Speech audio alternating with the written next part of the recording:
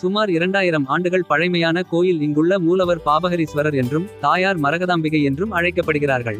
இந்த கோயில் தமிழ்நாட்டின் திருவள்ளூர் மாவட்டம் ஊத்துக்கோட்டை அருகே வடதில்லையில் அமைந்துள்ளது.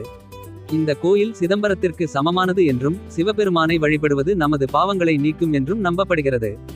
இந்த கோயில் ஆரணி நதிக்கரையில் அமைந்துள்ளது. இது புனித கங்கைக்கு சமமாகவும் காசி வாரணாசிக்கு சமமாகவும் கருதப்படுகிறது. நதியில் நீராடி இறைவனை வழிபட்டால் அவர்களின் பாவங்களும் தோஷங்களும் நீங்கும் என்பது பக்தர்களின் தீவிர நம்பிக்கை. எனவே இறைவன் பாபஹரேஸ்வரர் பக்தர்களின் பாவங்களை நீக்கும் இறைவன் என்று போற்றப்படுகிறார். காசியிலிருந்து கொண்டு வரப்பட்ட ஒரு சிறிய பான லிங்கமும் கருவறையில் மூலஸ்தான தெய்வத்துடன் பிரதிஷ்டை செய்யப்பட்டுள்ளது. கருவறை சுவரை சுற்றி நர்த்தன விநாயகர், தட்சிணாமூர்த்தி, லிங்கோத்பவர் மற்றும் துர்கை ஆகியோர் தனிச்சிலைகளாக உள்ளனர்.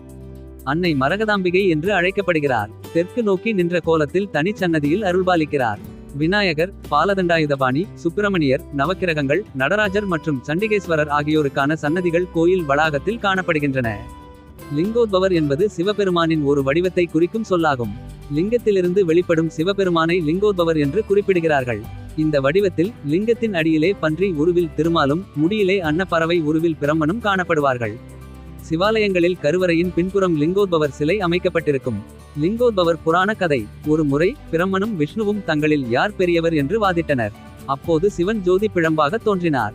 அடியையும் முடியையும் யார் முதலில் காண்கிறார்களோ அவர்களே பெரியவர் என்று சிவன் கூற, விஷ்ணு பன்றியாக லிங்கத்தின் அடியை தேடியும் பிரம்மா அன்னமாக முடியை தேடியும் சென்றனர். ஆனால் இருவரும் காண முடியவில்லை. இதுவே லிங்கோத்பவர் புராண கதையாகும்.